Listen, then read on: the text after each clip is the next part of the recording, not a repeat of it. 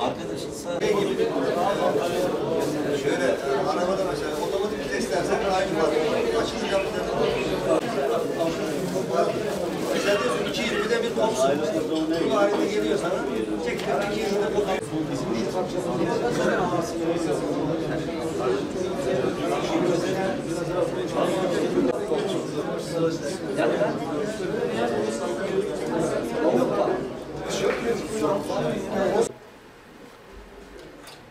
Evet. Teşekkür ederim. Biz teşekkür ederiz. Sağ olun. Temsiyat gibi değerli bir kurumu Batman'da gördüğümüz için Batman Halı Yıkamacılar Derneği olarak, Batman Halı Yıkamacılar meslektaşlarımız olarak çok memnuniyet duyuyoruz.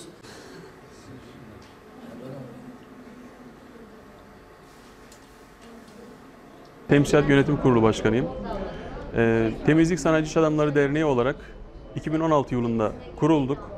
Halı yıkama sektörüne hizmet veren tüm firmaların aynı çatı altında buluştuğu Türkiye'deki en ciddi ve kurumsal derneğiz.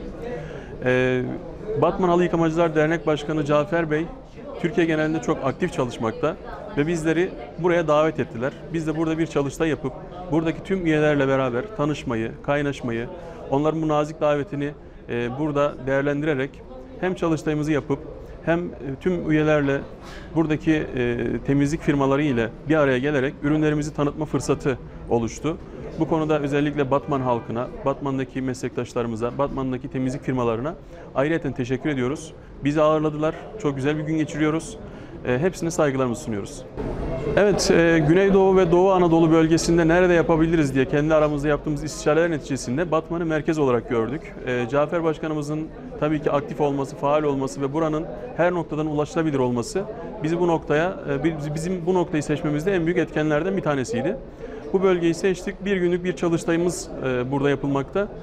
Gayet etkili ve verimli geçmekte.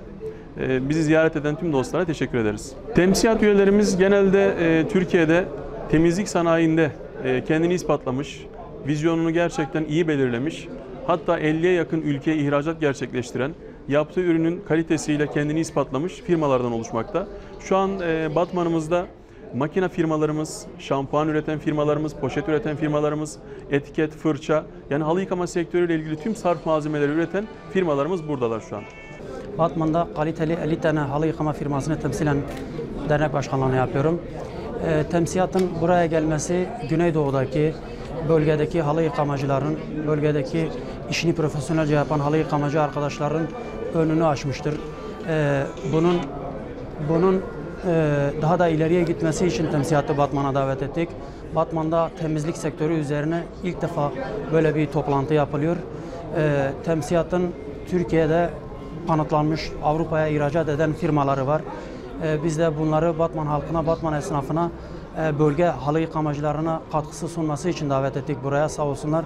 Bugün çok güzel, verimli bir toplantı geçiyor.